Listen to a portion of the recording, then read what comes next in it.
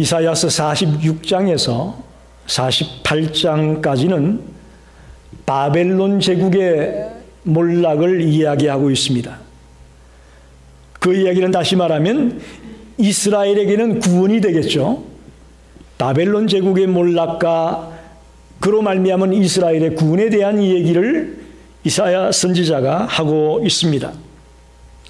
여러분 한번 생각해 보십시오. 흘러간 과거의 역사 속에서 현재 적용이 가능한 어떤 가치를 발견하고 유익한 것을 발견한다면 이 역사에 큰 의미가 있습니다.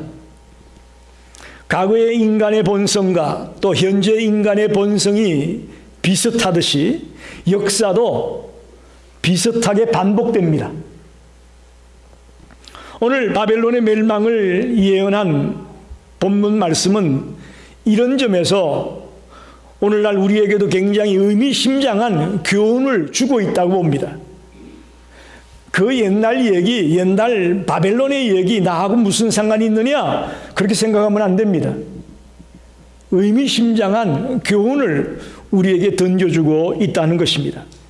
특별히 이사야는 바벨론의 멸망을 통해서 우리들에게 역사를 바라볼 수 있는 역사에 대한 안목을 갖게 해주고 있습니다. 그리고 잘못된 길을 걸어갔을 때는 분명한 하나님의 심판이 있고 멸망이 있다는 것을 보여주고 있습니다. 그래서 오늘 저는 이 본문을 가지고 바벨론이 왜 몰락하게 되었는지 그 이유를 살펴보고 또 이 경고의 말씀을 통해서 우리는 어떻게 살아가야 될 것인가 하는 것을 진지하게 고민해 보고 싶습니다. 첫째는 교만하지 말라. 이렇게 우리에게 교훈하고 있습니다. 교만하지 말아라. 1절을 한번 보겠습니다. 저녁달 바벨론이여 내려와서 티끌에 앉으라. 딸 갈대하여 보좌가 없어졌으니 땅에 앉으라. 내가 다시는 곱고 아리따다 일컬음을 받지 못할 것이다. 무슨 얘기냐면 아주 호화롭게 생활하던 여왕의 나라가 망하는 바람에 이제 맨 밑바닥까지 떨어졌다는 겁니다. 그게 누구냐? 그게 바벨론이라는 나라라는 것입니다. 바벨론 제국을 여왕에다가 비유하고 있습니다. 그래서 화롭고 사치하고 떵떵거리던 삶을 살던 그 여왕이 한순간에 땅의 맨 밑바닥까지 떨어졌다. 바벨론의 몰락을 이렇게 묘사하고 있습니다. 여러분, 이처럼 아리따고 곱던 호화로운 생활하던 이 바벨론이 왜 이렇게 몰락하게 되었을까요? 오늘 본문에 보면 그 이유를 분명하게 말하고 있는데 첫 번째로 말하는 것이 교만입니다. 7절을 한번 보죠. 말하기를 내가 영영이 여주인이 되리라 하고 이 일을 내 마음에 두지도 아니하며 그들의 종말도 생각하지 아니하였다. 내가 영영이 여주인이 되겠다. 자기들이 계속해서 주인 노릇하겠다라는 그런 마음을 갖고 있었습니다. 또 8절을 보게 되면 그러므로 사치하고 평안히 지내며 마음에 이르기를 나뿐이라 나 외에 다른 이가 없도다. 나뿐이다. 나 외에 다른 이가 없다. 이렇게 말하고 있습니다. 10절에도 마찬가지입니다. 10절에도 보면 내가 내 악을 의지하고 스스로 이르기를 나를 보는 자가 없다 하나니 내 지혜와 내 지식이 너를 유혹하였습니다. 내 마음에 이르기를 나뿐이라 나 외에 다른 이가 없다. 두 번이나 나오죠. 8절에도 나오고 10절에도 나오고. 바벨론의 교만을 분명하게 지적하고 있습니다. 바벨론은 원래 아수르의 영향 아래에 있던 비천한 나라였습니다. 강대한 나라가 아니었습니다. 그런데 하나님이 그 바벨론을 들어서 아수르를 무너뜨리게 합니다. 아수르를 무너뜨리고 제패하게 합니다. 왜 그랬을까요? 거기에는 분명한 하나님의 뜻이 있잖아요. 유다와 이스라엘과 주변의 나라들을 하나님이 치기 위한 도구로 바벨론을 세운 거죠. 하나님께서 왜 자기를 높여주었는지 그 이유를 모르고 그 뜻을 모르고 자기들이 잘난 척했습니다. 자기들이 이만큼 올라온 줄로 생각했습니다. 자기 힘으로 자기 능력으로 이런 수준까지 오게 되었다고 그들은 착각하고 있습니다. 하나님이 이를 맡기기 위해서 그 나라를 강성하게 했다는 사실을 그들은 잊어버렸던 것입니다. 바벨론이 이렇게 강성하게 된 이유는 하나님의 분명한 뜻이 있었기 때문이다, 그런 말입니다. 그런데도 불구하고 자기들이 영원히 이 땅의 지배자가 될 거다, 나뿐이다, 나 외에는 없다, 우리나라를 넘볼 나라는 아무도 없다, 그런 생각을 했습니다. 다시 말하면 다른 나라들은 가소평가했습니다. 다른 나라는 다 별 볼 일 없다. 그러다 보니까 군사력을 준비하지 못했습니다. 성경에 나오는 많은 제국들을 보게 되면 대부분 한 200~300년 동안은 유지가 됐습니다. 그런데 바벨론은 아주 짧게 나라가 유지되다가 망하고 맙니다. 아주 짧게 잠깐 있다가 사라집니다. 이것은 교만이 결정적인 요인이었다는 것입니다. 잠언 16장에 보면 교만은 패망의 선봉이다, 그렇게 말합니다. 과거에 아수르가 교만해서 망했던 것처럼 바벨론도 교만해서 망하게 될 것이라고 말하고 있습니다. 피조물인 인간의 교만은 창조주 하나님의 진노를 유발시킵니다. 아주 무서운 죄악 중에 하나입니다. 여러분, 저나 여러분이 하나님이 가장 싫어하는 것 중에 하나가 교만이라는 사실을 잊어서는 안 될 것입니다. 지금도 하나님 앞에 교만한 나라는 영영이 주인이 될 수가 없습니다. 바벨론만 그런 것이 아니고 오늘날 이 시대에도 교만한 나라는 영영이 서 있지 못한다는 것을 우리에게 말하고 있는 것입니다. 교만하지 말라. 두 번째는 사치하지 말라. 8절을 보겠습니다. 그러므로 사치하고 평안히 지내며 마음에 이르기를 나뿐이라 나 외에 다른 이가 없도다. 나는 갑으로 지내지도 아니하며 자녀를 잃어버리는 일도 모르리라 하는 자여, 너는 이제 들을지어다. 바벨론의 두 번째 멸망의 원인이 뭐냐? 사치했기 때문이라, 그렇게 말합니다. 이 사치라는 말은 히브리어로 아딘이라고 하는데 꾸미다, 장식하다라는 뜻을 가진 동사에서부터 나온 단어입니다. 근데 원래의 뜻은 유욕에 빠지다, 육적인 욕심에 빠져든다, 사치에 빠져든다, 그런 뜻을 갖고 있습니다. 유욕에 빠지고 사치에 빠지는 나라는 부패해질 수밖에 없습니다. 유욕에 빠진다는 얘기는 윤리도덕이 다 무너지는 것이고, 그러니 나라가 근본부터 부패해지고 썩고 무너지게 되어 있다는 것을 보여주고 있죠. 사치에 빠져든다. 백성들이 화려하게 꾸미고 가꾸고 하는 그 사치에 빠져들 때에 나라는 어려움에 처할 수밖에 없습니다. 특별히 유욕에 빠진다는 이야기는 육적인 방종을 의미하는 것인데 음란에 빠져드는 것을 말하죠.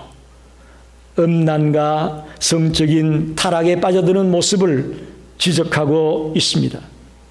이것이 바벨론 제국의 몰락의 원인이었다는 것입니다. 특별히 지금 우리가 팬데믹 시대에 살고 있는데 바이러스의 공포가 뭡니까? 급속도로 퍼져나간다는 거 아닙니까? 사치도 마찬가지입니다.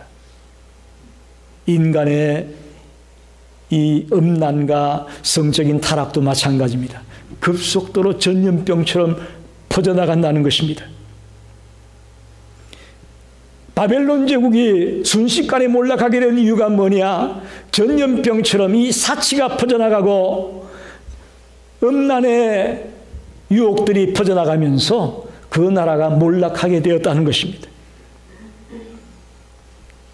그로 인해 백성들은 몸이 병들고 영혼이 병들고 정신이 병들게 되니까 나라가 몰락할 수밖에 없는 것이죠. 세 번째는 6절에 보니까 6절을 보겠습니다. 전에는 내가 내 백성에게 노하여 내 기업을 욕되게 하여 그들을 내 손에 넘겨주었거늘 내가 그들을 긍휼히 여기지 아니하고 늙은이에게 내 멍에를 심히 무겁게 메웠다. 그들을 긍휼히 여기지 아니하고 늙은이에게 멍에를 심히 무겁게 메웠다. 이 무슨 얘기냐? 잔인했다는 거예요. 바벨론이란 나라가 잔인한 나라였습니다. 잔인하지 말라. 그렇게 우리에게 가르쳐주고 있습니다.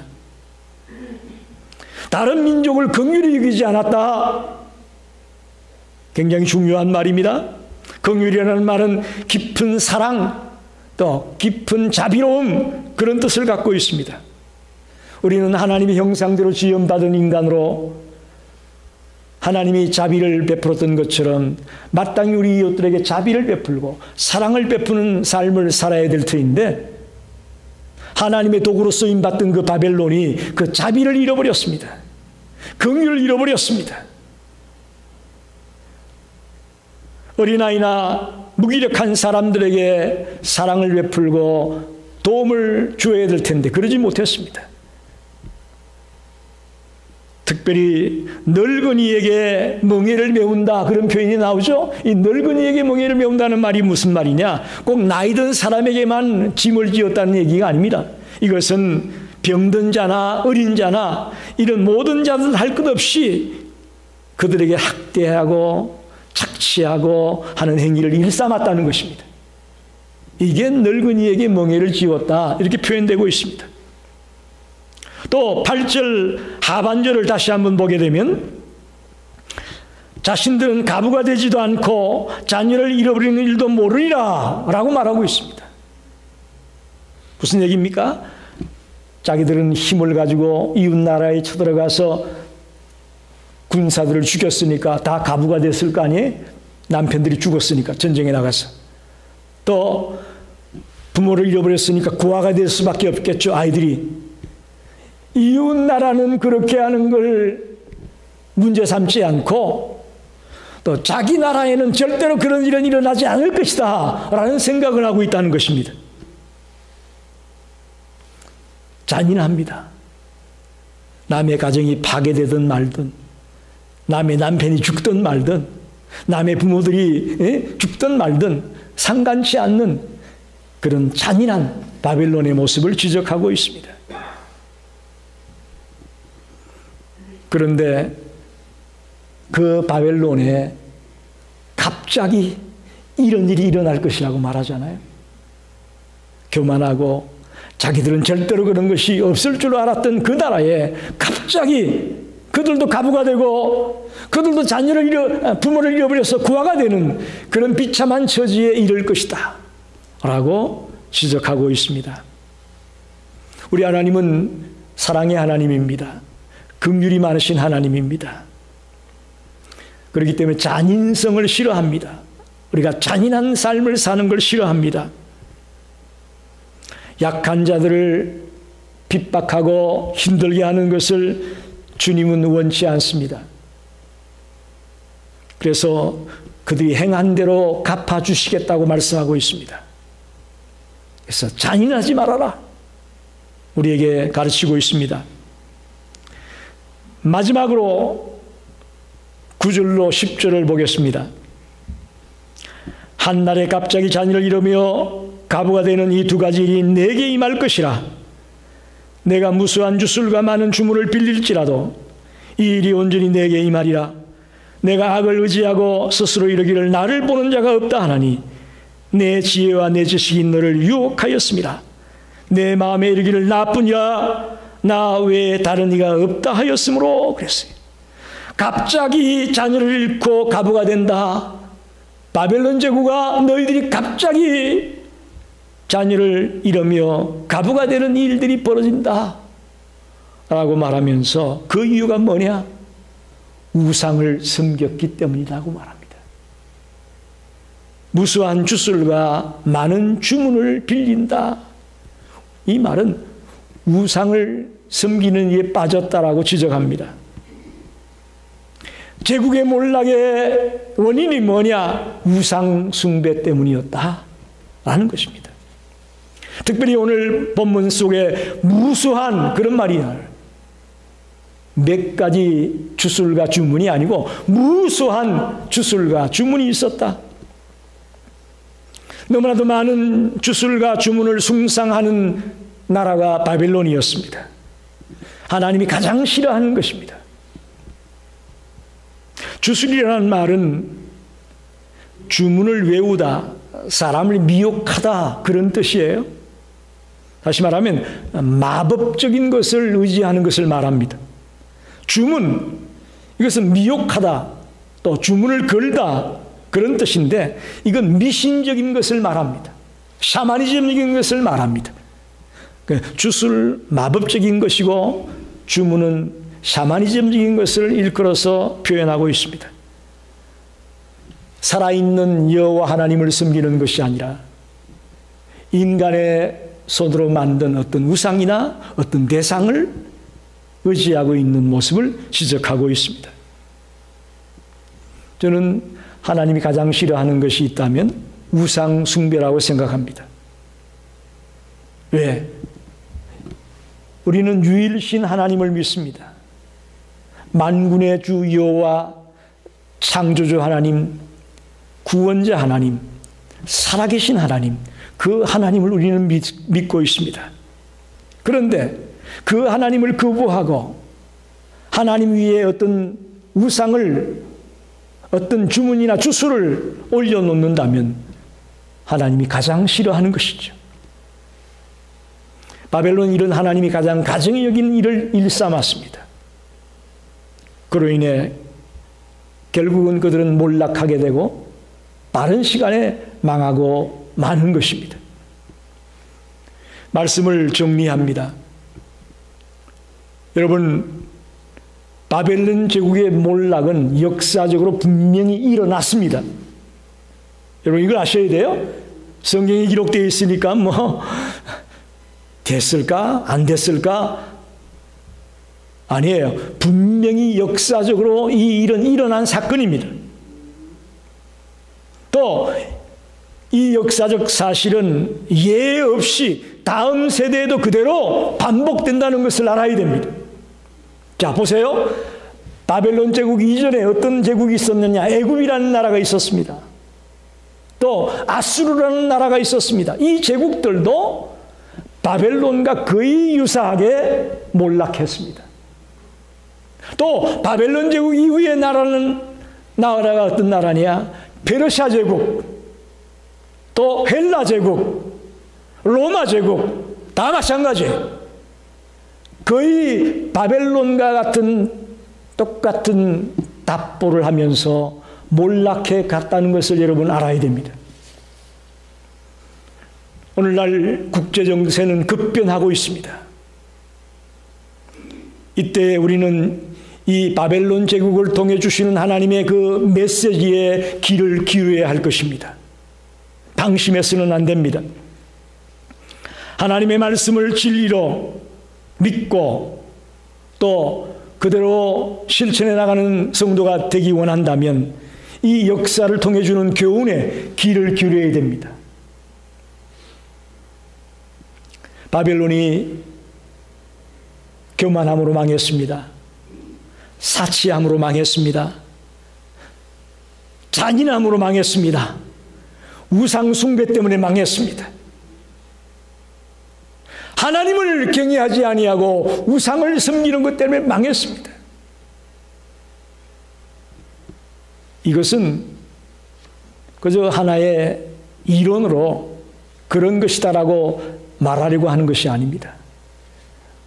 우리가 실천에 옮기지 못하면, 우리가 이 말씀을 따라 살지 않으면 우리도 이와 똑같은 길을 갈 수밖에 없다는 것입니다. 저는 이 제국의 몰락이 한 나라에만 국한된 것이 아닙니다. 우리의 가정에도, 우리의 사업장에도, 혹은 내 개인에게도 동일하게 이 교훈은 영향을 미칩니다. 쉽게 말하면 내가 교만하면 망합니다. 내가 사치하면 망합니다. 내가 잔인하면 망합니다. 내가 하나님을 경외하지 우상 숭배하면 나 망합니다.